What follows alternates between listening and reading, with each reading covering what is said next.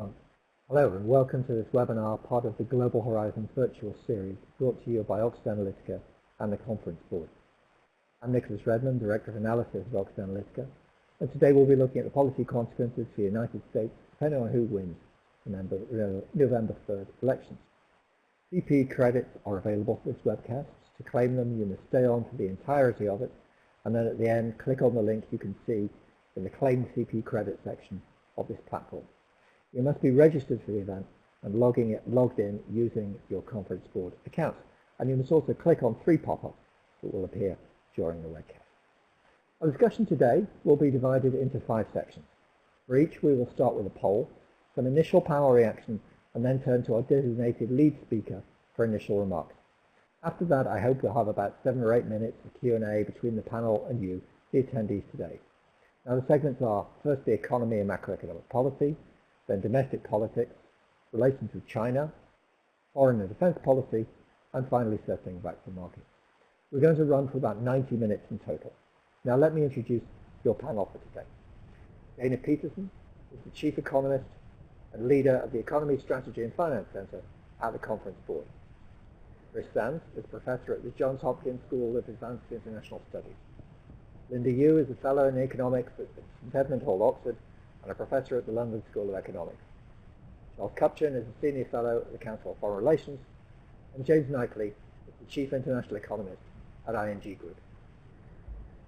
I'll now hand over to my co-moderator and colleague, Amalia Kachataria. Thank you, Nick. Thanks very much. Hello, everyone. Indeed, I'll try to set the scene, what we're going to do today, looking at the 2020 election outcome, which may be the most consequential in decades, and some note also the end of a long transition in US politics, given the massive agenda also at the for the US administration for the next 4 years, from economic recovery to rising China to dealing with the Congress and Supreme Court that are working on key policy changes. The choices made will have a profound impact not only for the United States, but the rest of the world. And today, Oxford Analytica and the Conference Board have teamed up with ING Group to examine the potential election outcomes and consequences. As we have done also this morning for a similar webcast, we are not going to focus on the election outcome or election results rather, and not going to predict them, but we will look at the aftermath beyond 2021, as we have done with the ING Group in our new scenarios report. As part of our joint series, you now see the scenarios report on your screen, and you can also download from the links we share in the chat box from the ING website and the Oxford Analytica website. And I'm delighted that Mark Cliff, Global Head of the New Horizons Hub at ING, is with us today, and I pass the floor on to him to say a few words. Over to you, Mark. You are on mute, Mark.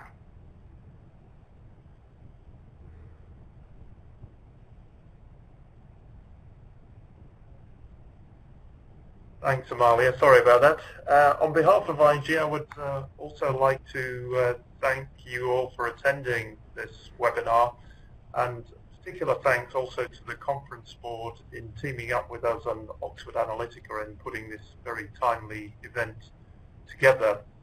I would also like just to take a few moments to give you some background on ING's approach and thinking, and on why we teamed up with Oxford Analytica. The New Horizons Hub at ING develops and curates and communicates research into disruptive themes such as climate change, digital innovation, and geopolitics. These are all topics that conventional economic forecasters have struggled with, and politics, I think, is particularly tricky. It has an unpredictable, often binary quality. After all, elections, like wars, are won or lost. And over the years, I've found that economic forecasters don't do politics, and political analysts don't do forecasts. So in order to bridge that gap, we decided to team up with Oxford Analytica. ING's been a client of Oxford Analytica's for many years, and so we respect their expertise in political analysis. And obviously with the Trump administration coming towards the end of its first term, we decided we needed to look at the potential scenarios for the US elections. And in true scenario planning style, the idea is not to obsess about the probability of the potential outcomes, but rather their impact. And if you reflect on the original election of Trump, that was unexpected in itself, but the impact, I think, was also rather unexpected, as I'm sure some of the speakers will elucidate later on. As Amalia mentioned, we've been producing a series of reports entitled US Political Watch to help our clients prepare for the potential aftermath of the elections. The latest is entitled A Pivotal Election, and as you can see on your screens, there are links to this report. You can get it on the ING site, which is think.ing.com. So please take a look at that. And I'm very much looking forward to hearing the panel's insights on what we believe potentially could be a turning point for the world. So back to Nick. Thank you very much, Mark. Well, let's get straight into the first section, which concerns US economy and macroeconomic policy. Get ready, everybody. We're about to ask you to cast your votes in the first poll. Can we have the poll up, please?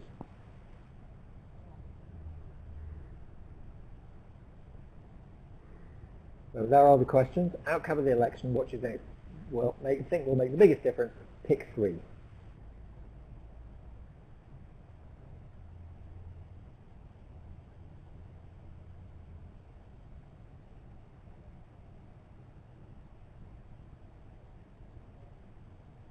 It'll be about another 20, 25 seconds to cast your votes.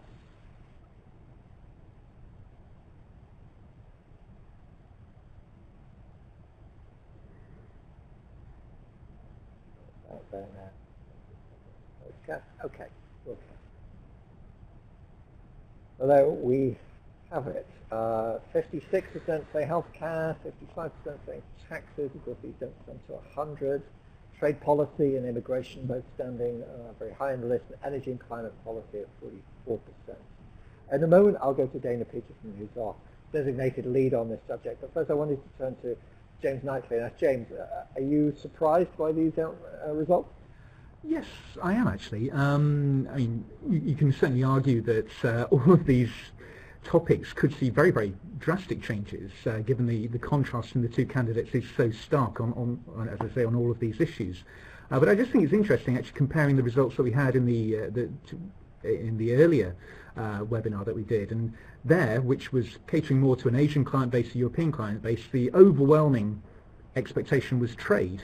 I think that was more wishful thinking rather than reality, but you know, here we've got much more focus on healthcare, which didn't feature at all in the Asian and European poll, and taxes, again, that didn't feature. And I think, you know, the tax changes that we're likely to see, it depends very much on what happens in Congress. And for me, I think tax change is more likely to be something in 2 years ahead, not something immediately. I'd be much more focusing on infrastructure, much more focusing on the government spending, and I think the energy and climate policy is probably where we'd likely see more dramatic change in the immediate near term. But I'll hand over to Dana now, who will talk about these issues in more detail.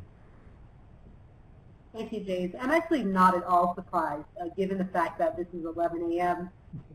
Eastern Time.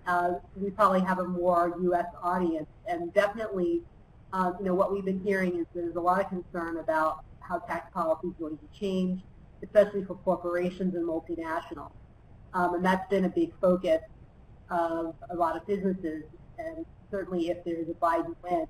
And with regard to healthcare, I think people, you know, certainly don't realize how big of a topic healthcare is in the U.S. And certainly when we go back to 2018 and we look at the results of that election, the midterm elections where the Republicans were basically destroyed and lost a lot of seats in the House, and with the House flipped to Democrats, was over two or three items. Number one, folks were dissatisfied with the Trump administration.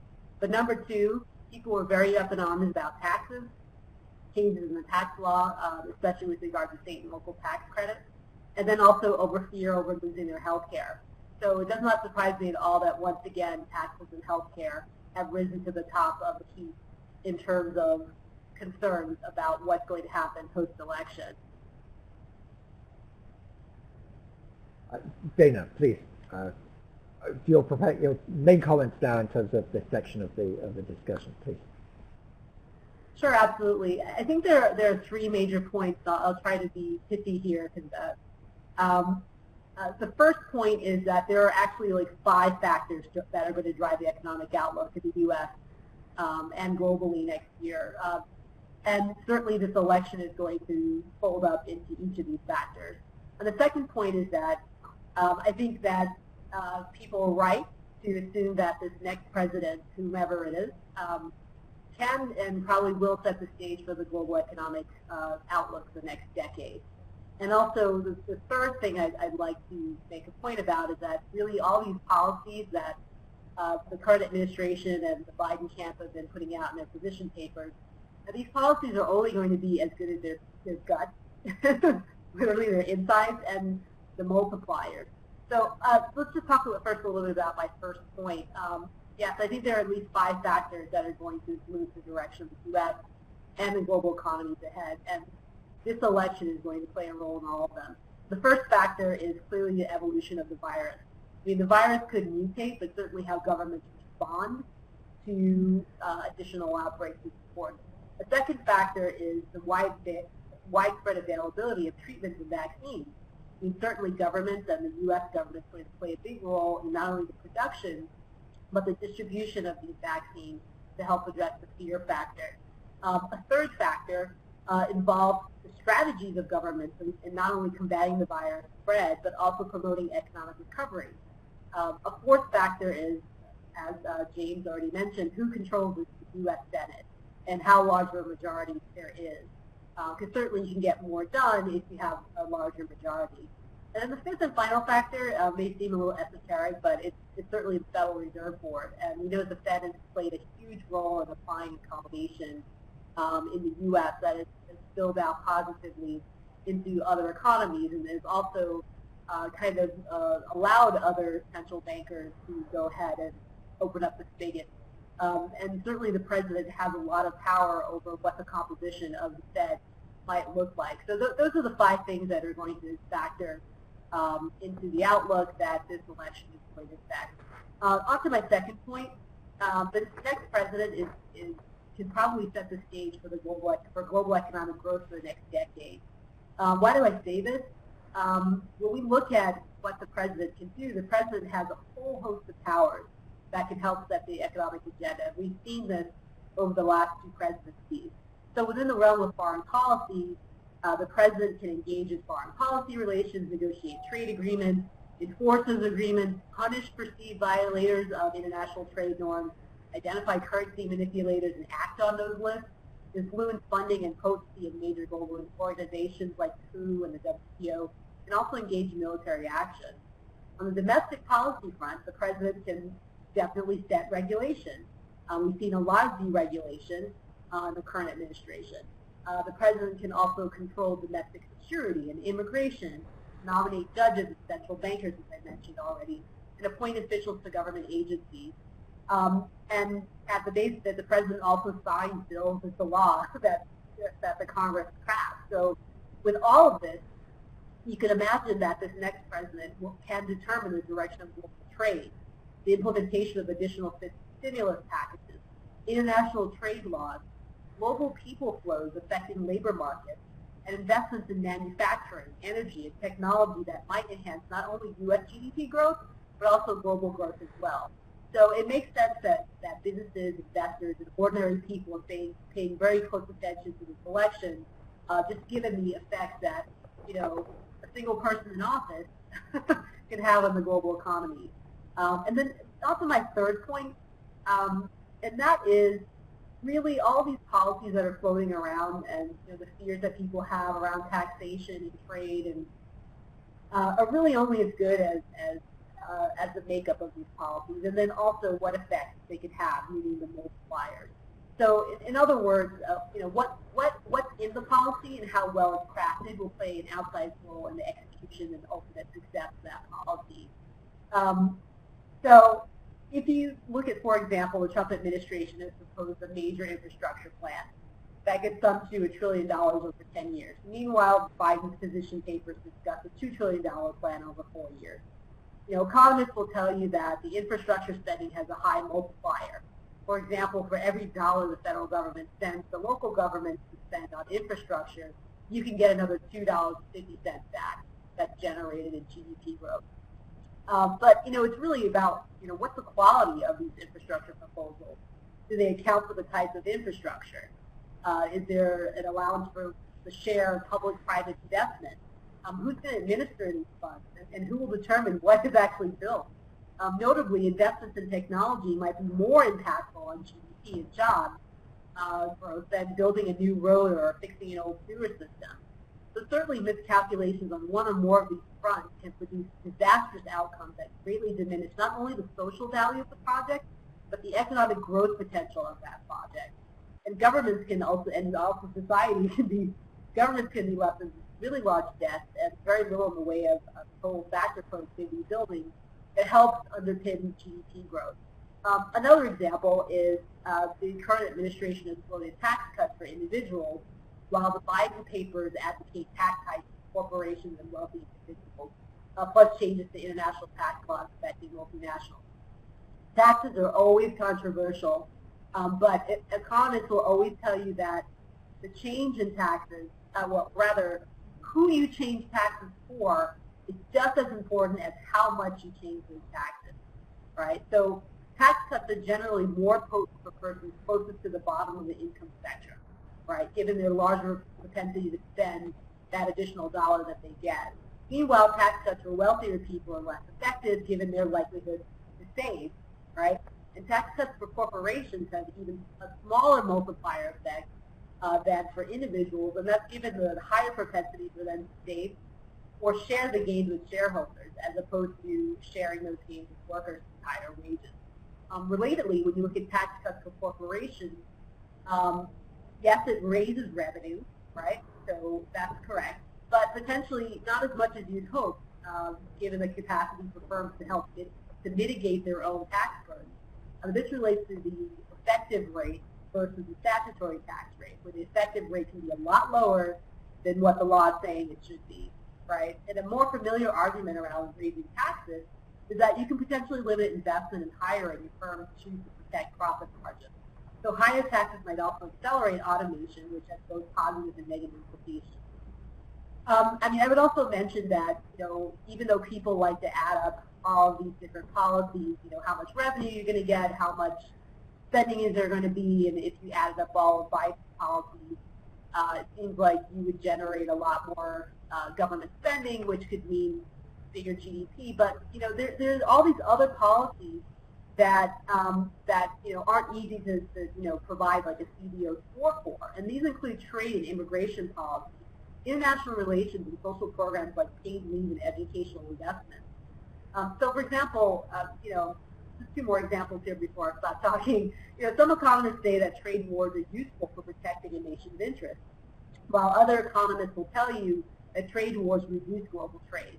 They can raise costs for imports for consumers, result in reorientation of supply chains, and create winners and losers among third-party economies. The pandemic has created a new focus also on protecting, reshoring, and shortening global supply chains. Industrial policy, essentially, you know, hoarding things can reduce global trade and also potentially domestic demand. And plus, you'll see shortages for importers that are waiting to get those goods, and potentially big inventory left for exporters hoping that they could ship some stuff out, but then the government said you can't. Meanwhile, you know, diversifying supply chains can actually create resiliency, but reshoring might reduce global trade and potentially raise consumer and producer prices. And then, you know, on the domestic front, this would be my last example, policies like minimum wage hikes, paid child care, and family leave benefits, you know, the workers who receive it clearly. You could also potentially increase productivity and profits from this increased productivity. And you also might extend the lifetime labor force participation of income, labor force participation and the potential to gain income. This is especially true for women. However, on the other side, you know, two-handed economists here, there are costs to employers in terms of paying for these benefits that might reduce their desire to hire new workers or invest. So all in all, policymakers must be very thoughtful about what they implement and the externalities that are created as a consequence of these policies. Importantly, observers must look under the hood of these policies before making conclusions about how they might impact the economy. So that concludes my thoughts, both on the poll questions as well as my prepared remarks. Thank you. Dana, thank you very much. I have a question for you about employment and the choice now depending on who might win. The early years of the Trump administration were actually very positive for wages, in particular blue-collar wages, and towards some of the lower end of that scale. Then obviously with this year, all the troubles around COVID-19, we've seen unemployment go up. So when you look at the two possible administrations that you have, what strikes you as most likely points of difference between them as they look to try and get more of America back to work? Sure, that's a great question. I would say that there was a great article in the Wall Street Journal today that looked at the Obama administration economy versus the two elements of the Trump economy, and really you had a very long expansion that extended into the Trump administration. And certainly the longer you have an expansion, the more likely you are to kind of get those forgotten workers, folks who, have been on the sidelines. You pull them in, you see unemployment rates really collapse. And then we had COVID, and we've seen unemployment rates spike, especially for, women, persons of color, young people, people with low skills, et cetera. So, everyone's asking, well, will the next administration or new administration or the current administration continuation really help bring down the unemployment rate? I think it's going to have to be a combination of both fiscal and monetary policy. On the monetary side, the Fed is committed to keeping interest rates low through 2023. They've also adopted something called average inflation targeting, which basically means that they're going to allow inflation to rise a little bit above their target before they raise interest rates. And so that means that in the meanwhile, that gives time for unemployment rates to fall. So the Fed is doing a lot of what it can do in terms of helping to bring down the unemployment rate.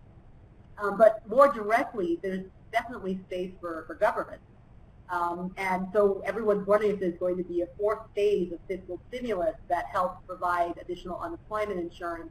But I think really there's going to be two things that among the five that I mentioned earlier that are really going to matter for bringing down the unemployment rate. Number one is making sure that there are effective treatments and widespread availability of a vaccine to help address the fear factor, and also people taking the vaccine. And we may not have that watershed until sometime next year. The other factor is how governments treat new infections and whether there will be big shutdowns. And right now we have globally, we have mobility restrictions domestically as well as internationally. And until those restrictions are lifted and also people feel comfortable going out and engaging in activities, we're probably not going to see unemployment rates fall back dramatically. And so this is going to definitely take time. Dana, thank you. I think we have to move on, unless Linda, anything to add briefly on the U.S. economy, seen from the other side of the pond? I think the only thing I would probably stress is the rest of the world will be watching very closely to see how the U.S. does, given how important an engine it is. I think the IMF's warning, the International Monetary Fund's warning that countries, the United States and China, are both in danger of having pretty significant debt issues because of a lack of planned tax rises and big spending plans, was just issued earlier this week, and I think we just have to bear that in mind. And I sort of thought as they were issuing that, oh, well, that just covers the two main engines of global economic growth. So lots of turbulence, I think, to come. Thank you, Linda, and thanks, Dana. Amalia, over to you.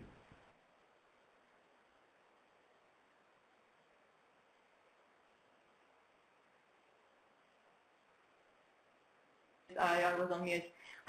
So the next thematic section is the U.S. politics. So we'll move on to that. although we are interested in the post-election period beyond 2021, but for the poll, we're going to look at what will happen between the election day and January. So you'll see now on your screens the poll question, which is what do you expect to happen after the election night?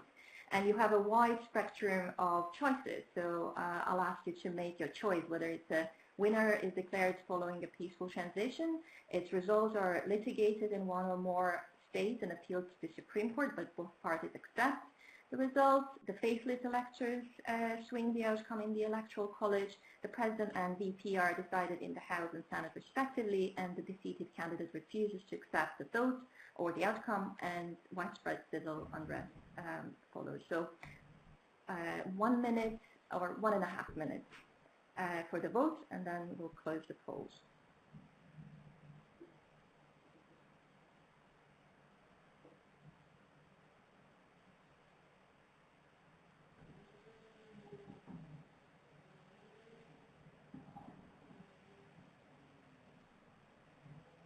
I think we probably close the poll in 20 seconds. Yes, the poll is closed. So we show the results. I think the results result is similar to earlier this morning. So the second option, which is the litigation in different courts and appeal to the Supreme Court, but the parties accept eventually. And we have 25% for the winner is declared follow the peaceful transition, and 15% that the candidate refuses to accept the outcome.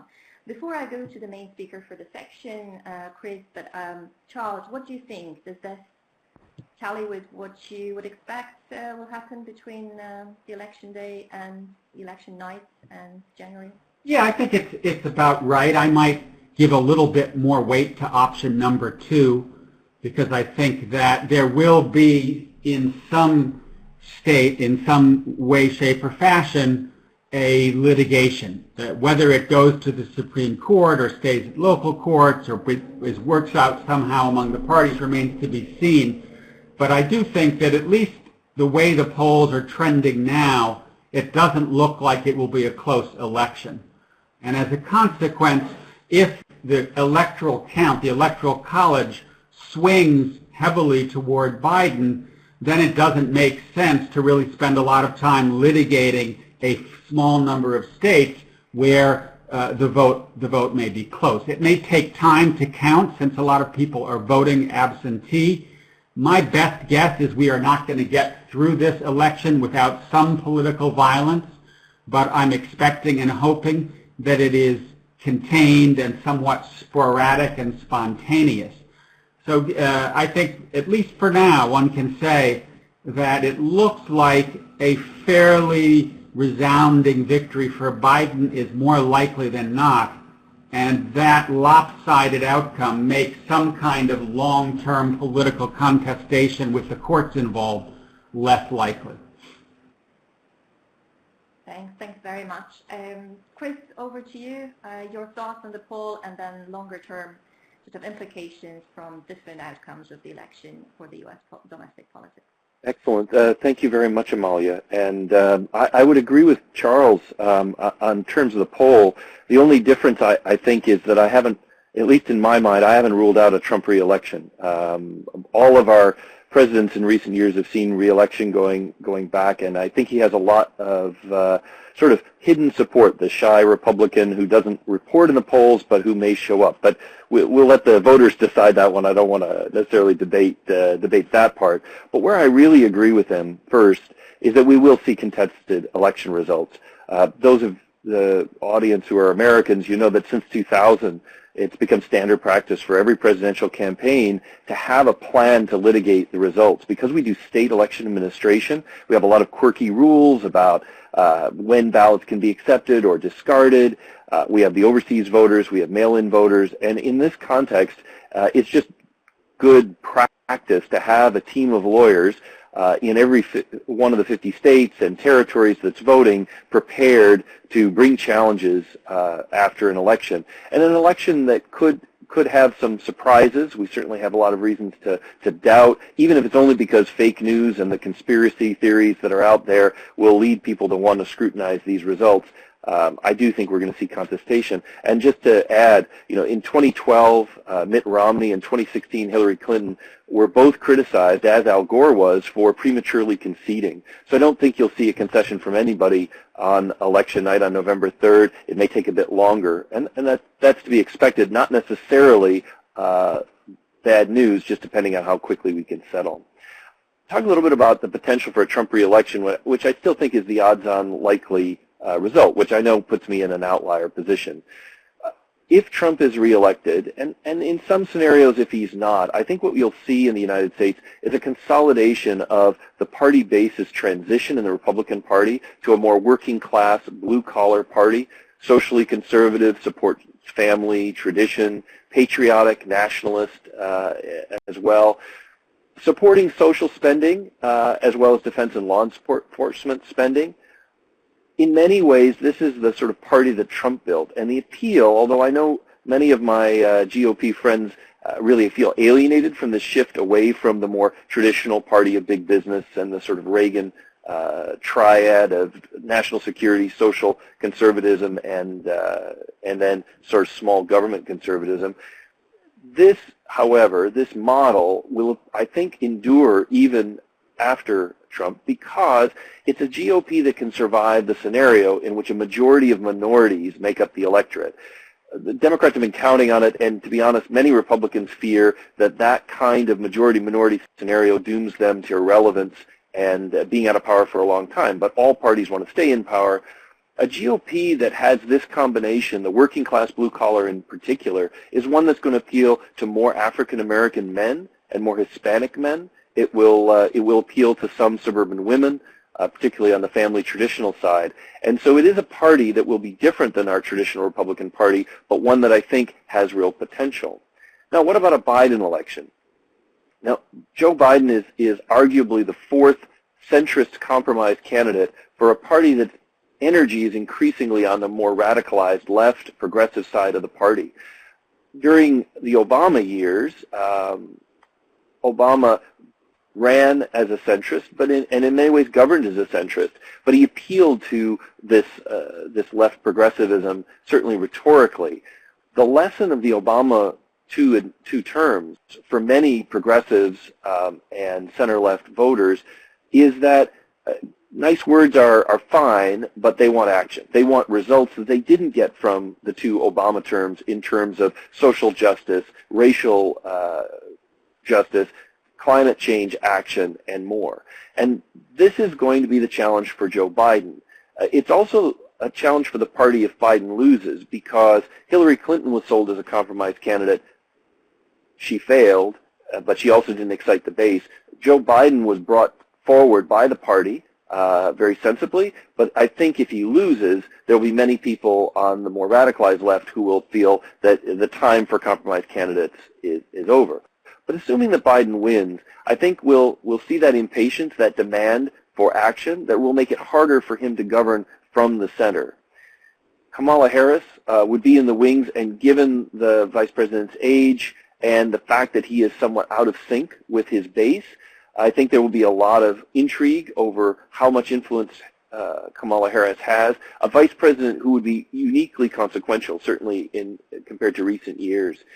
The other factor for a Biden election that we should be anticipating is Trump's revenge.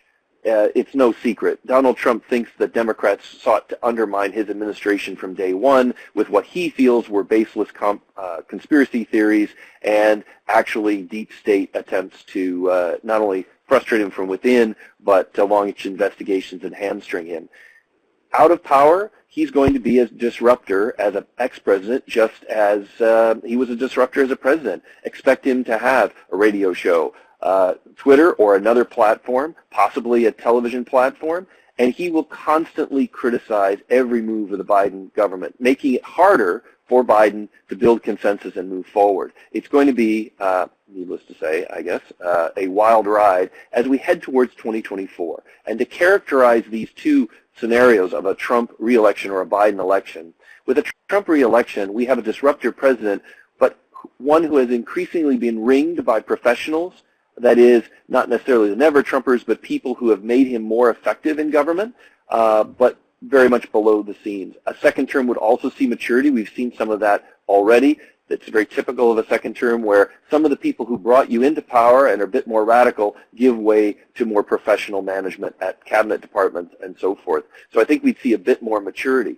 On the other hand, a Biden election would be a disruptor party ringing a weak center, which I think would make it just as complex to watch Washington over the next 4 years, but perhaps with a different emphasis. Lastly, I think that we should focus not so much on this disruption, if you can excuse the noise and try not to be too distracted by it. The next 4 years will be the end of a transition from baby boomer dominated politics, which have been with us since the Reagan administration, to a politics in which the millennials are the largest cohort of the electorate. They were the largest cohort in 2016. In that election, in 2018, and this election, the millennials have had a muted impact, but as the millennial generation goes to having a mortgage, having kids, dealing with their student loans, you'll see a certain maturity there. And the question for us going forward for 2024 is what kind of generation will they be? Will they be a cynical lost generation like the one that followed World War I and the 1918 pandemic, that thought that the leadership that had been before them left them with a mess and they don't like politics, they don't trust ideology, they're just bitter? Or will we see a generation like the generation that followed the Great Depression and World War II that, having seen the dangers of ideology, finds itself hewing to the center and looking for pragmatic compromise and getting things done? I think both are live options, as are many other scenarios. The key here is that in the next 4 years we'll start to see those new millennial leaders and a few Gen Xers rising in American politics, and they're the ones to watch in a way more than whoever becomes president of the United States. And I'll end with a little bit of hope for everyone. I hope it's hopeful. I try not to depress audiences as much as I can. I think that there is a hidden bipartisan consensus that is formed during the Trump years, hidden because we never expected it and it hasn't gotten to play because of the clash between the two parties and the big personalities. First, on trade policy. The U.S.-Mexico-Canada agreement really represented a new bipartisan U.S. trade policy characterized by advancing market access in areas where the U.S. is highly competitive, but also seeking to protect our declining industries. This is a trade policy that most countries follow, open when I'm strong and protect where I'm weak, but it's unusual for the United States, which has traditionally taken a more principled approach, a more ideological approach, some would argue. But the USMCA won big bipartisan majorities in both the House and the Senate when it came up for confirmation, so much so that there was more support for this agreement than the U.S.-Canada agreement going all the way back to 1988. So I think that bears some watching. Second, Trump has found a sweet spot that is lower taxes, lower regulation, and more spending. For most of us who are fiscal hawks, you look at this situation and you say it's unsustainable, but it's also very popular because it unites the baby boomers who want to make sure social welfare spending is there with the sort of rising generation that's worried about taxes and regulation strangling entrepreneurship. So in this scenario, there is a bipartisan fiscal policy that may endure even in a Biden administration, and it may not be responsible, it may have a comeuppance, but it actually may be durable. On foreign policy, a confront China and no more savage wars of peace, to borrow from Max Boot, has turned out to be a very popular bipartisan foreign policy. Even a Biden administration, I think, would continue to challenge China. Even a Biden administration or a second Trump administration would continue to avoid Middle Eastern wars and other wars where we're really fighting small, complicated opponents rather than taking on big challenges. And remember that China, much more than the Soviet Union ever was, is a peer competitor. And so that has brought out not just a new Cold War attitude, but a real seriousness about how China fits. And lastly, I think that there's also a growing consensus on climate change action that most people, I think, have not seen. And it has two big elements: domestic competition and innovation to lead to lower carbon intensity, but an all-in option that includes fossil fuels, especially natural gas in transition, and supports the fracking revolution at the same time as we look for more reciprocity in global climate agreements. Re-elected Trump or a Biden might return to the Paris Accord, but look for a better deal, one in which China, India, and other developing countries take on more actual cuts at the same time that the U.S. does, something that probably wasn't going to sell during the Obama years, but now with advances of technology, I think could be a stable consensus. And with that, let me stop. Thank you. Thanks very much. Thanks very much, Chris. I think we are tight on time on this section, but maybe we'll allow for one question. I think one question that ties in what we said, and also a question from the audience, is the generational change in demographics. You talk about the electorate going forward, also the newer, younger, more diverse generation of politicians. It would be interesting to see, you touched on to some extent, but to see how you think the parties will evolve, the future of the Republicans and the future of the Democrats, and the key issues that will manifest themselves going forward. Amalia, can I just add a quick addendum to that for Christopher? I also wanted to ask you about the demographic issue, because Trump's base is white men without a college education. And at least by one count, the share that they represent has fallen from 45 to 41%, which is one of the reasons I'm kind of tilting in toward a Biden victory. And then the other thing, if you could comment just quickly, is, if we had this call late last year, I would be right where you are, which would be to say, I think Trump's going to pull this off. He's an extraordinarily talented politician. The pandemic seems to me to be critical. I'm from Wisconsin. Wisconsin is sort of out of control with the virus. Help us think through why you think that this is not going to sink this case. Excellent. Thank you very much for both those questions. So first of all, I think that that the millennial generation, we have some clues about them. They're certainly less, or I put it this way, more connected internationally. My generation had pen pals and we still bought stamps to write them letters. Now they're engaging, playing video games together. Social media platforms make them much more connected. And I think that that is a net positive for the U.S., staying engaged in the world. I also think that they are a generation that has accepted certain new norms in terms of diversity, social tolerance, that will, for those that stay on the Republican side, because they find that this is a party that appeals to guys who work with their hands, and maybe they don't have a college education, but cares about the poor, and a kind of, if you think of it in almost Roman Catholic terms, a greater degree of community orientation and solidarity across those lines. I think that could genuinely do well in the Midwest, in your Wisconsin, Charles, but also in my home state of Michigan. So I see that there still being a right. If you look at the 2018 election, where the millennials did show up, you saw about 2/3 of them looking to Democratic candidates, but about a third often complaining about too much feminism and too much political correctness, finding an appeal for the Republicans. So I'm not suggesting this is a generational swing one way or another, but I think they'll find a home in this party, and they'll change both parties as they go along. Lastly, just to say something about the pandemic. We've seen this occur in many countries where blame for the pandemic takes some interesting paths. Do people blame Donald Trump for the pandemic? Probably not. Do they criticize the way he's handled it? Yes. But because he's pushed a lot of key decisions down to the states, there's also a case to be made that in, for example, my home state of Michigan, Gretchen Whitmer has been the villain for over-closing the economy. This is a real class war for a lot of people. In my line of work, being a professor, I've been able to telework. I'm still getting paid.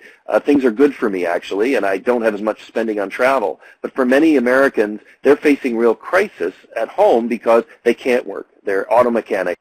They work with their hands. Or they're facing the cost of trying to homeschool their kids because their school districts aren't reopening. So I think there are some who will look at the pandemic response as a pox on all their houses, particularly millennials, and they make a decision based on other things, recognizing nobody wants the pandemic to work, and there's a certain amount of trial and error in response. But that may be through rose-colored glasses on my end. Thanks very much, Chris. I'll pass on to Nick to start the next section, and we'll come back to the future of the parties at some point if we have time. Over to you, Nick. Thank you. So let's move on now to US and China. President Trump was elected promising to reset trade relations with China, and he has certainly gone about trying to do so with vigor. We've had a tariff war, a trade truce, and more tariffs, and now sanctions on Chinese tech firms. In a moment, I'll go to Linda to open our discussion, but first, let's have our poll on US-China relations. How serious is the current impasse, and how lasting you think it will be. Just select one.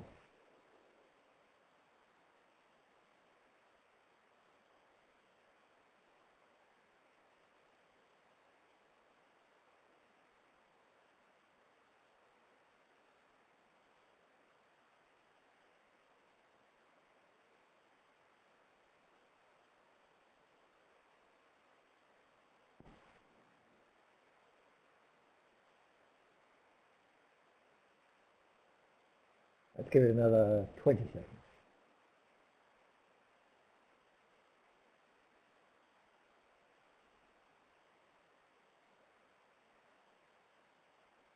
Okay, let's broadcast the results. Okay.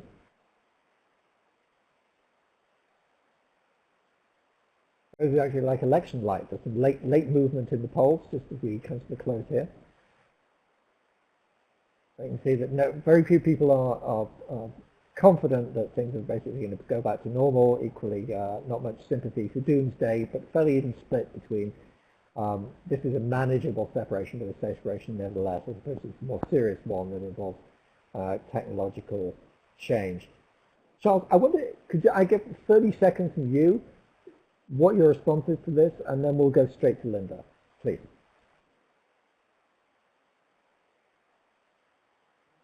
You want me to comment? Are you surprised? Okay. I'm a little surprised that the third option got 33%, in part because I think there are probably a lot of private sector folks on this call, and my view is that decoupling is not on.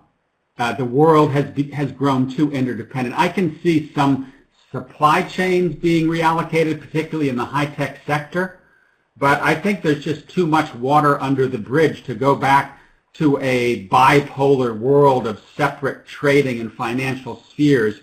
And so even if the two countries wanted to decouple, I just think it's not on. Thank you, Charles. Well, Linda, this is a $64 billion question, almost literally. Over to you.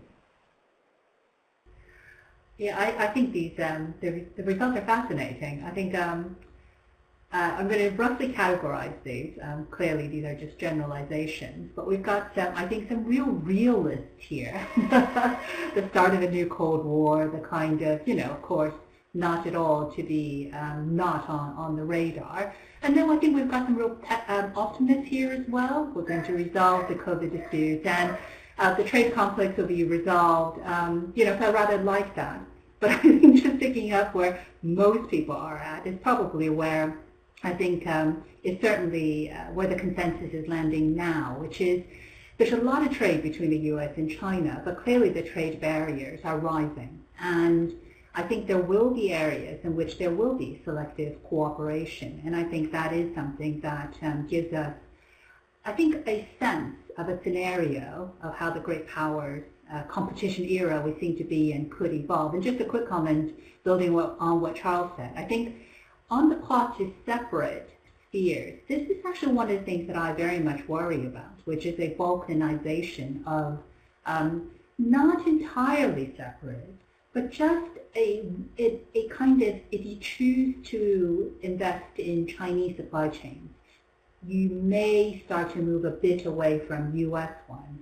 And it's just because if you have uncertainty around what these two countries might do, it may just add to that. So I don't think we will head for complete decoupling, but I think there is a risk we will begin to see spheres centered around the U.S. and China.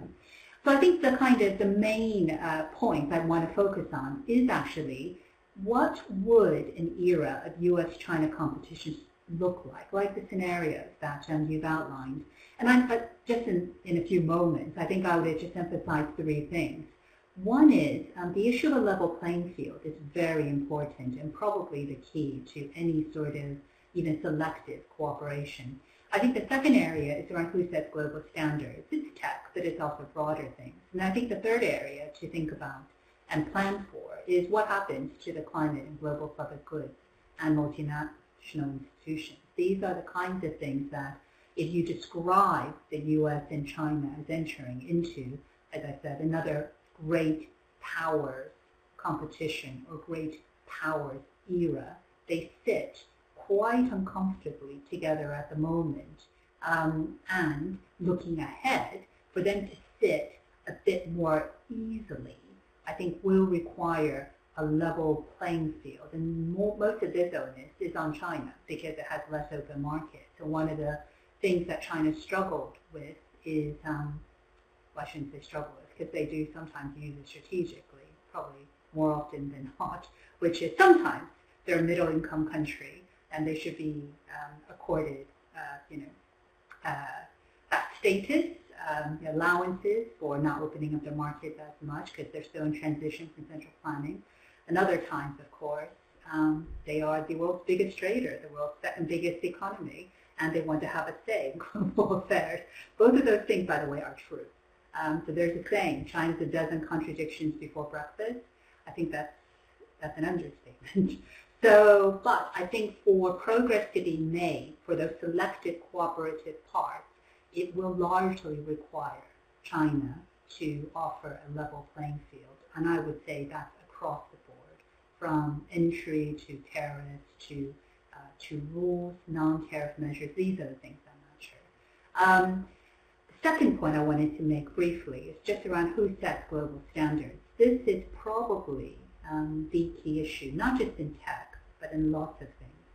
Because the 21st century global economy has so many areas in which global rules are not well set. So in other words, globally, we really only have a patchwork of rules. And even in trade, which is the most multilateral in terms of rules, it's only really manufactured goods that's covered in a truly sort of multilateral sense. Services, for instance, gas doesn't have that much teeth. The Osaka track launched by some members of the WTO, including China and the US in 2019, to develop rules around data and digitalization of trade. These are the areas in which whoever sets the rules will have an advantage, let's face it. And these rules are set by not just governments, but by the companies that engage with them. So there's a very complicated patchwork emerging of almost incompatible, I don't want to say incompatible, but sometimes interoperability is not something you see right now across a lot of tech systems. And the generalization I'm going to make here is the standards and expectations are actually so different across parts of the world. It will take a lot to get to a set of global rules. So this is the generalization. In China, the state owns your data. In the United States, companies own your data. And in Europe, we own our data. Just as a kind of indication as to the gap here on something as fundamental as data. So coming up with global rules requires a lot of negotiation and compromise. And that leads me to my third point, where even if you have competition, it's possible to cooperate. So where I see real issues is on a patchwork of standards, is on a lack of agreement on how the international institutions can operate or move ahead. We see this currently with the selection of the WTO Director General.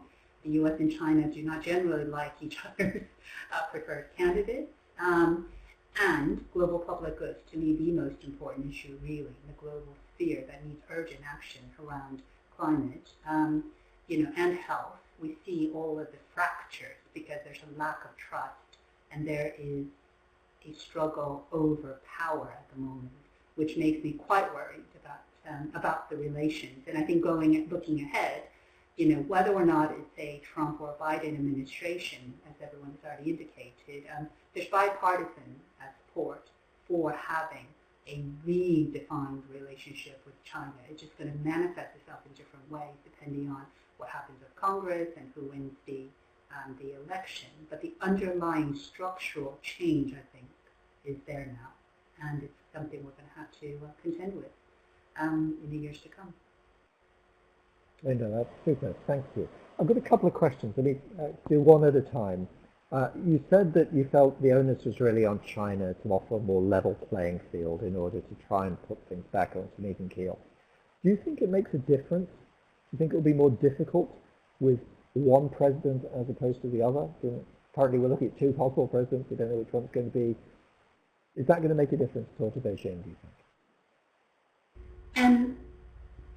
It makes a difference on the rhetoric. I'm not so sure it makes a difference necessarily. And the reason I say that is because the tensions over the level playing field in this first round of trade talks, I call it the first round because I'm sure there's going to be many more rounds, it actually derailed some of the opening China was planning to do. So China was planning to open more of its services sector because it has its own internal rebalancing, which it's been doing really since the ninth five-year plan. So we're talking, really by the about 20 years ago. And they had already signaled they were going to allow more foreign competition because what they lack, and they do recognize this in the financial services area, is greater competition. And it's not going to come necessarily from homegrown companies.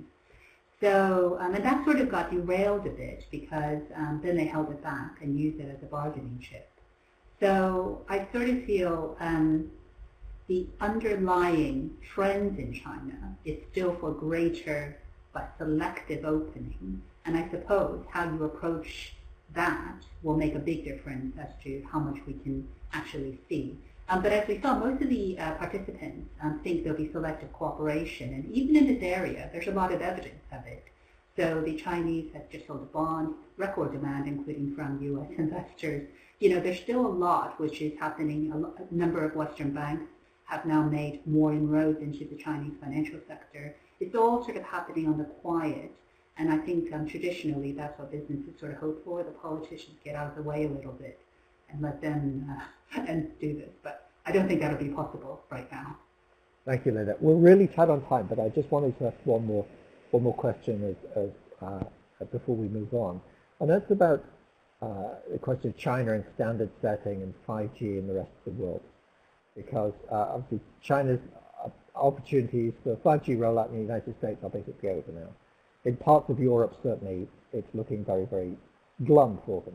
But the rest of the world is pretty much open. And what's interesting is if you look at a lot of the Pew Attitude surveys, very, very positive attitudes towards China as an economic partner in Latin America, in Sub-Saharan Africa, and a lot of parts of Asia. Do you anticipate that actually one of the things that might even force a deal is the fact that China is going to go on a bit of a tear in the rest of the world? Yeah, it's a really interesting question as to what happens to everyone else as the great powers compete and extend, this is not an economist term, their spheres of influence. And certainly there are countries that would look perhaps to the United States or to the West because they share their values, their foreign policy allies, but they will look to China because they need infrastructure and China will invest, and there's complications around how that works in terms of, for instance, the Belt and Road. So, and yes, there are countries that would say, the Chinese companies offer a cheaper alternative, which is how they usually enter emerging markets. They tend to have, they price to that market as opposed to more established Western companies that may be rolling out something which is, more expensive. And there's lots of, that's again a generalization. So to me, the worries over balkanization are just that. You could end up with essentially the rest of the world turning to the US and China for different things, and that just worsens this kind of patchwork, which is what I'm worried about. So for instance, just one example, then I'll hand back. The Belt and Road investments are not just physical investments, they embed Chinese 5G and other standards. So it's actually a tech infrastructure that comes along with the physical. So that's already an example of how it changes. So viewing Chinese investments, Chinese loans, viewing America turning more inward, at least in this administration, I think these are all going to be part of the landscape in the coming years. But that will change a bit if Trump doesn't win and Biden wins, because he does have a more internationalist outlook. But I'll just finish with this, Nick. A Chinese policymaker once said to me, you know that Vice President Joe Biden? Yeah, I know Vice President. Yes, heard of him. He said, he came here and told us about an Asia pivot. The United States was going to pivot to Asia and exclude China in setting up one of the biggest free trade agreements in the world. So I just wouldn't bank on too big a shift because of that. Thanks, Linda. Amalia, back to you. Thank you. Thanks very much. We'll go on now to the United States and the world. Obviously, Linda has already touched in the previous section some of the areas of international system, international organizations, and we have seen relations and allies have been unsettled during the Trump administration. International agreements have ended. The U.S. has broken new ground in its efforts to denuclearize North Korea, and while it has eased on protecting values in some parts of the world, it has pressed on to more change in others. Before I turn to Charles, I'll ask Chris to respond to the poll, but let's go to the poll and see what the audience thinks about the U.S.'s role in the world. So the question is, what role will the U.S. play in global affairs in the next 4 years? You have your 5 options, and let's see what you think about the U.S.'s global role.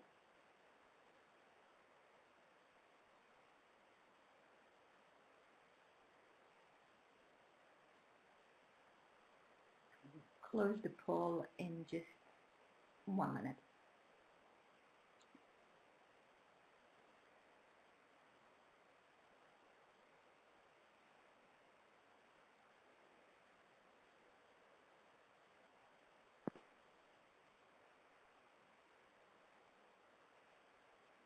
Let's close.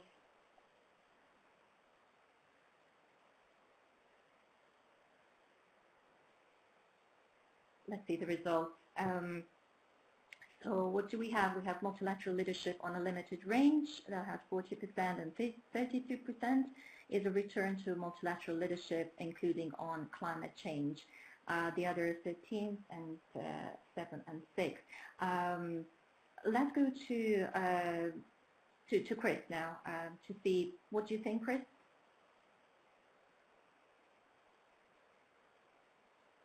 Think you're probably. Thank you very much. I think that. Am I on mute still? No, you're good. So I look at.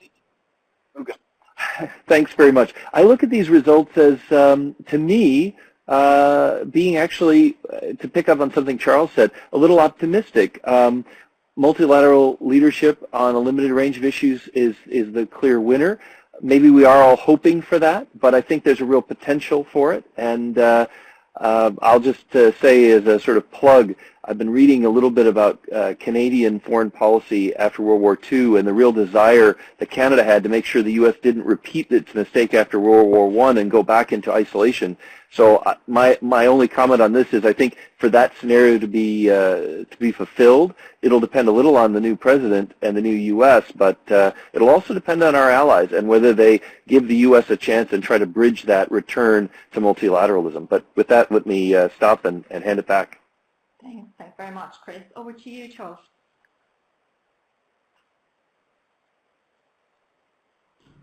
Thanks, Amalia. So what I'll do is quickly run through my best guesses on what a Trump foreign policy would look like and what a Biden foreign policy would look like. On Trump, I would say that my biggest concern is more what he does at home than what he does abroad, in the sense that he now is already pushing right up against the guardrails of what I would call liberal order, democratic governance. In a second term, I think he would breach those guardrails, and that the United States would no longer operate in the finest traditions of constitutional liberal government. In fact, I think we're sort of already in that space, but if that were to happen, I think it would change the world, because the U.S. has, in my mind, on balance, tilted history in the right direction. Made mistakes for sure, but been out there as a country that says this is what good, responsible, accountable Republican governance looks like. And if we're not doing that anymore, it seems to me it really does change the world, especially at a time when countries like Russia and China are pushing out alternative models that are not democratic. In terms of the substance of foreign policy, I think we'll just see more of same but double down.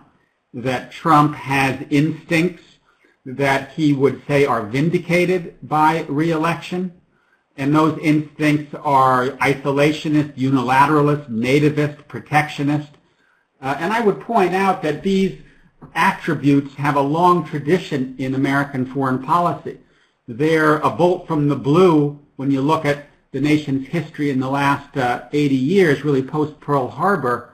But I just finished and published a book on the history of American isolationism. And for a lot of this nation's history, we were isolationist and unilateralist and protectionist and anti-immigrant. And so this runs deep in the American DNA. So I think we'll see more pulling out of pacts.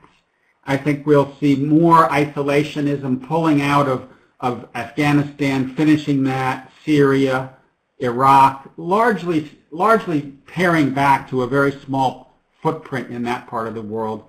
Would he withdraw from NATO, as he has said he would like to do? I don't know. Probably not, because he's now claiming victory and saying, I got NATO allies to spend more. But he clearly doesn't like alliances. For reasons that Linda and others were talking about, I think China will keep the United States engaged in Asia, but I do expect him to go out and try to cut strange deals through tweeting and through hugs with North Korea and Iran and as many countries as he can find, because he is not somebody who wants the U.S. to get into war. He wants the opposite. And so I think he will say, I'm a great deal maker, and I'm going to try to clear the decks so that the United States can lighten its load abroad. Very anti-immigrant, and I think you'll see even further protection against refugees coming in, further measures to stop foreign workers, really play to the kind of white supremacist nativist narrative that he has found to be useful. Turning to Biden, I would say, from my mind, the most important piece of advice I would give his team is don't go for restoration. Don't think that we can sort of turn back the clock and go back to the era of liberal internationalism that prevailed largely from Roosevelt through Barack Obama. That model started to erode in the 1990s. It was in receivership by the time that Trump took office. So I think what we need is a kind of an innovation rather than a restoration, and it would have the following elements in my mind.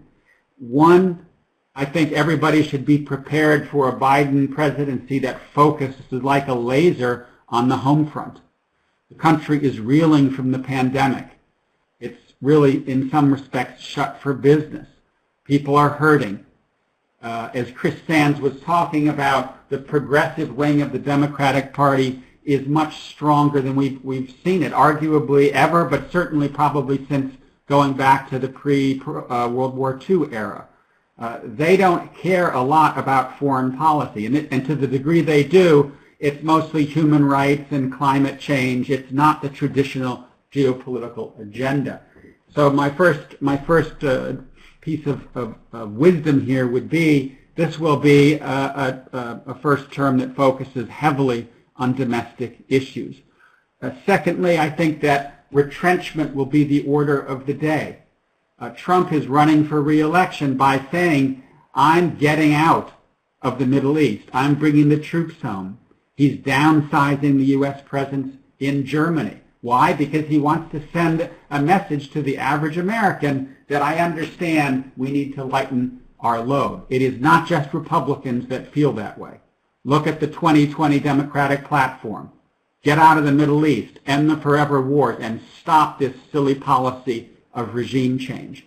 So I do think the question will be, will the Biden administration be able to find that new sweet spot between where we are now, which is a foreign policy that far outstrips the readiness of the American people to support it, and going back to something that would be a dangerous retreat, as was just being discussed about Canadians worrying about the U.S. after World War II, going back to the 20s and 30s when the United States irresponsibly ran for cover.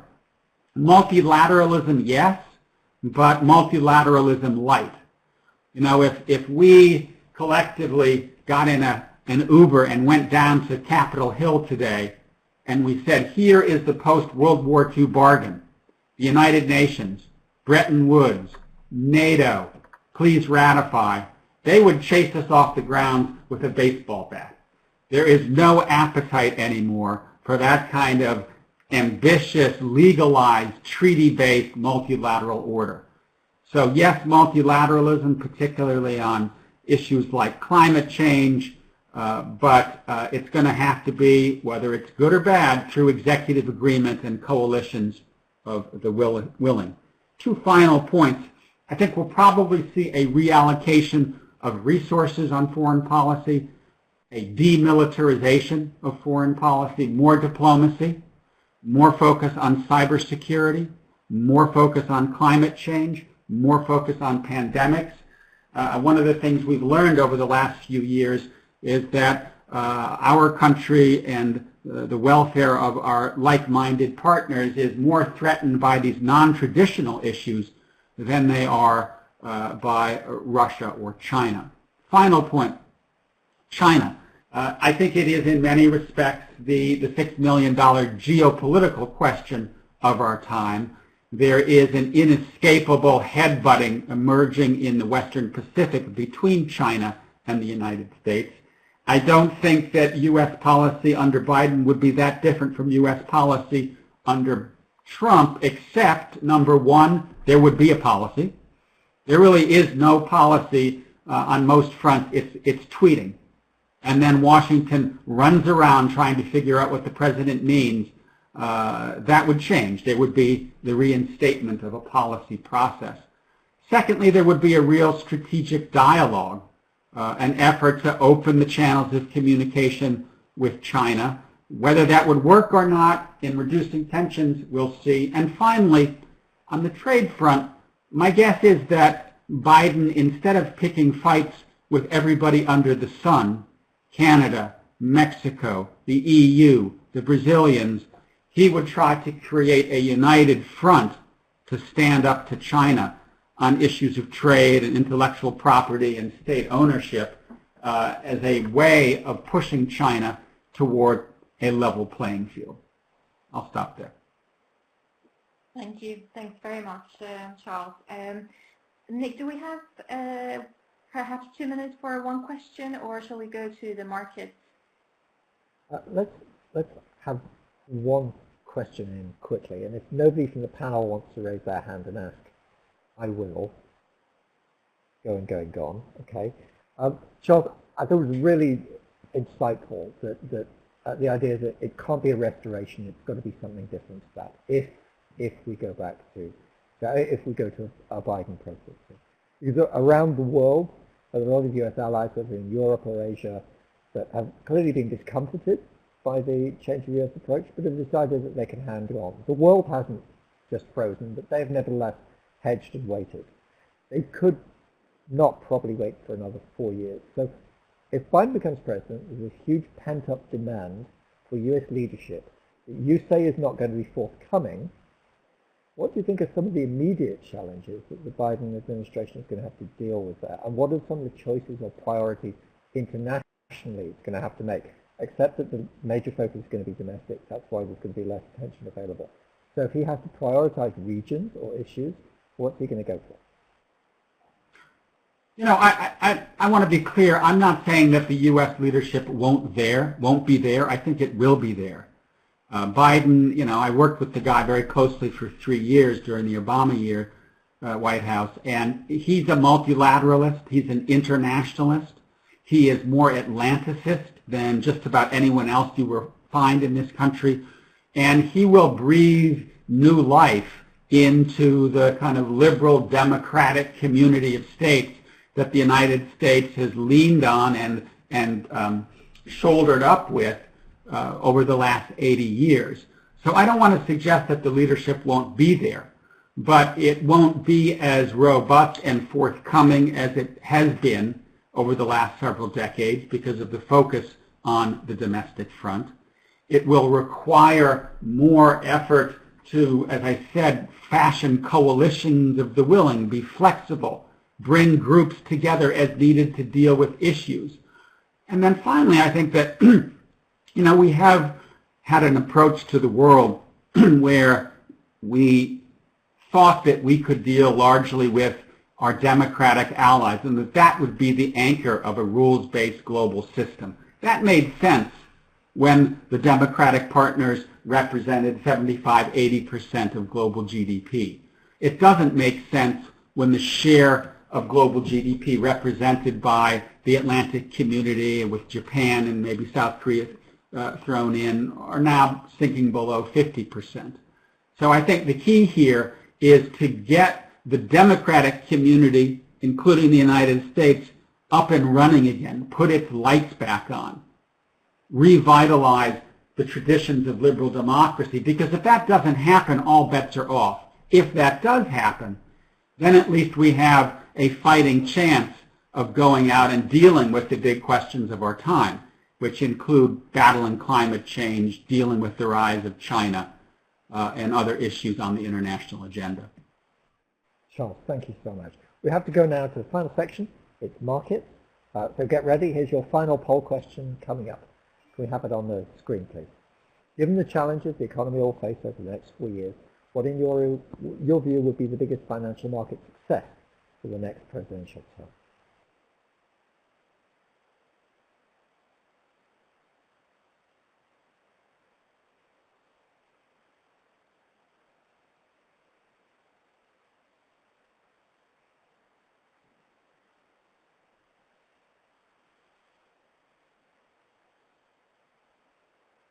We'll just give it another 10 seconds, please. Vote. Okay. Well, there you go. This is the most even split of any poll we've done today. And show the results, please.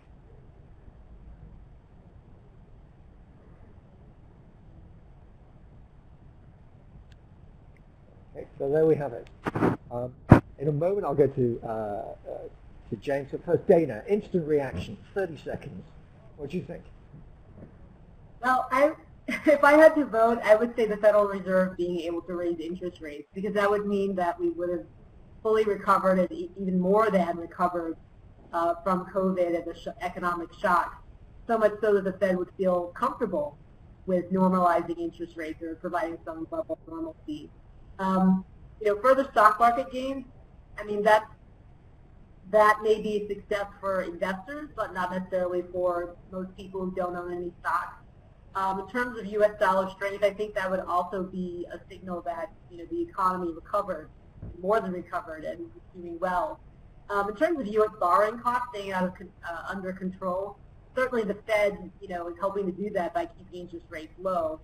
So that kind of runs counter to the Fed being able to raise interest rates, which should mean that the economy is doing well. So those are my thoughts. Dana, thank you. James, your thoughts, but then your broader comments, please. Yeah, no, I completely agree with Dana on this. It's, for me, all of those would be successes in the challenges that the US economy faces. I mean, just looking at what's going on in Europe right now with COVID-19 and the restrictions that are coming through economically once more, it just shows you we are not out of the woods yet. There's a lot of things that can come back and really constrain economic performance and therefore the success of the economy under the new president or the next presidential term. And for me, the Federal Reserve being able to raise rates is all-encompassing. It suggests that we are really on the road to recovery, and that has been the hurdle that the Federal Reserve are probably the toughest arbiters out there right now. If we can get over that hurdle, then that would, for me, be the biggest mark of success of that presidential term. But perhaps if I just address some of these aspects of financial markets. It's interesting looking at the surveys of investors. So many people, different organisations are doing these surveys and saying which president is best for equities, which would generate the biggest returns. And invariably you find these survey respondents saying, well, it's Donald Trump, and the narrative goes, well, Donald Trump is looking to lower taxation, ease regulation, that should boost corporate profits, and we get the stronger equity market performance as a result. I think it's a little bit more nuanced than that, because, okay, that's what Donald Trump is standing on, lower taxes, more regulation, but is that deliverable? We all know the outcome of the Senate is going to be critical to all of this as well. So, you know, we may find those, if he does win, those policy initiatives perhaps watered down and not as stimulative, shall we say, to the equity market. Conversely, when you look at Joe Biden, the perception, oh, he's going to be more taxes, more regulation, well, again, you know, is that the priority in the very immediate future? I would suggest not. The future is going to be spending, getting the economy moving, tightening regulations, tightening taxes immediately. That's probably going to be a constraint on the economic recovery story. So I think it's more of a delayed narrative. That's more something for 1, 2, 3 years down the line rather than the immediate impact. So if you look at that, the tax regulation structure may not be quite so black and white in terms of, you know, Donald Trump versus Joe Biden. We then look at perhaps international trade, and we've discussed the US-China relations as well. And you know, interesting, referring to Chris's point about the maturing Donald Trump in a second term. I just, in this regard, I always look back at, I was on a panel in November last year with Pascal Lamy, who's the former head of the WTO, World Trade Organization, and the former EU Trade Commissioner. And he said, you know, in this background, that he speaks to Emmanuel Macron, the French president, regularly, and he asked Emmanuel Macron, why do you not ring up Donald Trump and ask, can we not work with you together against China? A united front on Europe and America would extract the concessions that you can perhaps get out of China that you can't if the US goes it alone. And his response was, well, don't you think I've tried? I've been ringing him up, and Donald Trump's response to me is, you know, look, this is my deal, you stay out of it, Europe stay out of this. Likewise, Peter Navarro, Donald Trump's trade advisor, was here in New York late last year at a conference hosted by The Economist surrounding the WTO meetings. And he was asked the same question, why do you not work with Europe? And his response was, well, look, Europe's in China's pocket. And he said, we can't trust Europe on this. And he cited, for example, the Belt and Road Initiative with Italy receiving, you know, money or perceived to be involved in that way. So when you've got this sort of narrative going through, maybe Chris is right, maybe we do see a more mature structure to this, but I'm just a little bit wary that perhaps we won't. I think the ingrained antagonism between the two sides is too great to overcome. Contrast that if we do get a Biden presidency, as we've already heard, you know, Charles has mentioned the greater Atlanticist role. You know, there is clearly an affinity between Joe Biden and European leaders, and so perhaps there may be that narrative that you do see the US and Europe being more prepared to work together and deliver on perhaps a more united front versus China. We shall see. But for me, again, that, you know, if you've got Donald Trump constrained and he is therefore feeling he needs to go down more the trade route, the geopolitical, the aggressive nature of that, that for me is a negative for equities as well, as we saw through 2018. So for me, actually, I think a Joe Biden presidency could be the more positive backdrop for equities. If we look at the US dollar, yeah, I mean, the US has obviously had this strong dollar policy for years and years and years. The confidence in the market in that policy has obviously wavered in recent times, particularly with Donald Trump and the more aggressive trade and the focus on reshoring and manufacturing jobs. But nonetheless, it is still there. But I would argue, you know, if we're looking at dollar strength, that's almost more of a relative than an absolute measure of the US economic performance. And when, as I say, we look at what's going on in Europe, with the Brexit deadline today from Boris Johnson seemingly passing without a deal, the European economic backdrop remains challenging, especially because, you say, there's containment measures coming back in once more. So if the virus, the vaccine doesn't come through quickly, that narrative is going to remain perhaps challenging for the euro, and so the dollar continues to stay strong, not necessarily for US being strong itself. So I don't think the US dollar is the best measure. In terms of government borrowing costs, yep, I agree entirely with what Ben said. we're on course to see a US deficit of perhaps 25% of GDP this year. Huge borrowing from America. Government debt ballooning above 100% of GDP. And it was interesting on the Asian poll that we ran on the first webinar that the government debt or the level of government borrowing was the biggest concern. There's about 45% of people said that is the biggest mark of success. Can the US limit the upside to its borrowing costs? Because when you've got massive debt issuance at a time when all governments are doing massive debt issuance, there is going to be that concern. But as Ben said, we've got the Federal Reserve. The Federal Reserve, this yield curve control narrative that they don't want to see borrowing costs rise too quickly, and they will step in. I mean, for goodness sake, they were spending $75 billion a day at one point during this crisis. They can limit that story. So for me, as I say, the biggest mark of success would be the Federal Reserve being able to raise interest rates. As Dana said, the Fed have been pretty clear that they have no plan at this stage to raise rates before the end of 2023. If you as a president can deliver an economy that is generating employment, that is generating growth, that is consistently hitting inflation, I think for that to convince the Fed to do and deliver rate hikes, that for me is the biggest sign of a successful presidency. Obviously, if you've got a slightly positive yield curve as well, that would help as well. But in general, that's my view there. James, thank you. I want to go to Chris in a moment, but first I wanted to ask a question that's come through in the Q&A function, which is inflation, which is fair enough given the massive increase in debt. Who should we worry about more? Who would make it worse, is the question. Well, I mean, when you look at the Federal Reserve, I mean, why have they moved to an average inflation target? Well, the cynic might say, well, they've simply failed to hit 2%. They're trying their best to try and convince us that they're really going to hit their target at some point soon. I mean, they've got a 10% hit rate over the last 10 years in terms of 2% inflation. What's going to change? Well, we've had QE printing for the last decade. That's not generated inflation. We've had record low unemployment rates, low since the late 1960s. That's not generated inflation. What's going to be the catalyst this time round? Why is it going to be different? And I struggle to see it, to be honest.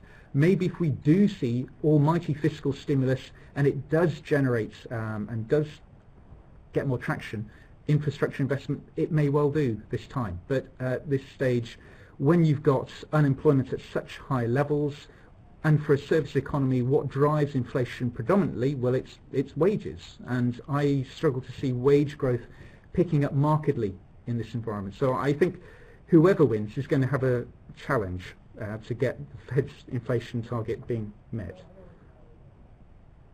Dana, Linda, same to you on inflation.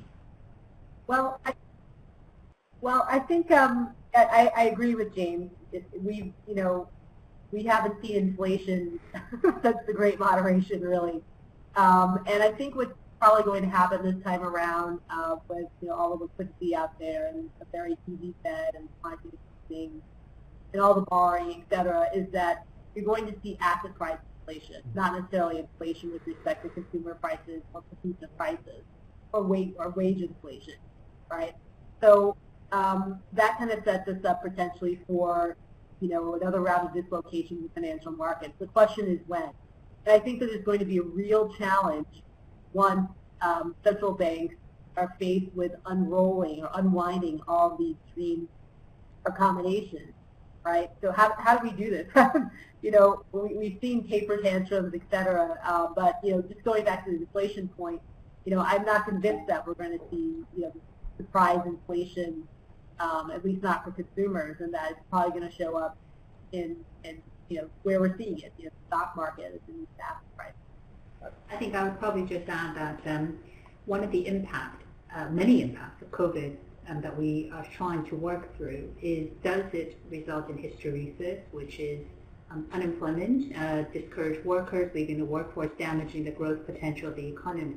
So to work out when all of this monetary policy has an inflationary impact requires working on what the trend growth rate is.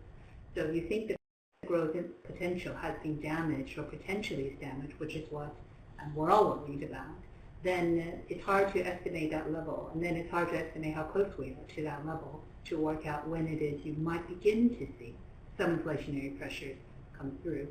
to me, that's one of the biggest questions, going forward. And my hope, of course, is that there's no hysteresis and the recovery, spending that's done keeps COVID a short-term shock, in which case we're just back to the usual concerns over debating inflation, whether it's wages or other things. And just finally, I think globally the inflation picture has also changed quite a lot, and that's just something else that we learned during the Great Moderation. We mustn't just look at what happened to the United States, but also foreign demand for treasuries will have a big impact in terms of the amount of liquidity, which will ultimately not be picked up in inflation, but still have an impact on monetary policy, causing some of the changes we saw 10 years ago. Thank you, Linda. Chris, we're in overtime, but I did want to give you the opportunity. Thanks very much. I just wanted to ask James, one of the things that worries me a little bit, the IMF is pretty heavily into Argentina right now. A lot of their reserves are committed to Argentina. After 9 defaults, a 10th is probably coming. Should we think about developing countries in your scenario and linking it back to domestic politics? I don't know how much willingness there is on the part of the U.S. to continue to extend the facility of organizations like the IMF to be lenders of last resort, given the attitude about international trade and engagement at this point. But I'd like to hear what you were thinking. Yeah, it's a tricky one. I think, we've not really heard anyone discuss those sorts of topics as yet, but you would imagine that, again, we're looking at a situation where the US perhaps is pulling back under whoever is going to be the president. And there is the risk for those international agencies, if you like, in terms of their funding as well. So I think, for emerging markets, there is going to be a certain vulnerability in all of this, because I think, we are not going to go back to the way we were, and, under Donald Trump we could accelerate the process, and even under Joe Biden, we're not going to be seeing a big switch back. So I think there is, in future crisis, going to be a more vulnerability, less assistance being provided by the big major economies, because, of course, they're all facing their own challenges and will continue to face their own challenges over the next decade. Thank you. I'm really sorry, everyone. We're out of time there. I must close the panel now. I'd like to thank those of you, remind those of you wanting to claim CP credit to hold on till the call closes and then click on the link. Thanks so much to Dana, Linda, Chris, Charles, James for their excellent presentation and their insightful discussion. And thank you all so much for joining us. The full recording of this webcast will appear on the site soon, and the next Global Horizons Virtual will be on December 3rd, looking at trade and intellectual property rights. If you check the website, you can see all the details there. But from now, with a special thank you to my colleagues at the conference board who did such a brilliant job of laying on the tech and all the marketing for this, I wanted to say thank you from the conference board, thank you from Oxford Analytica, and have a good day.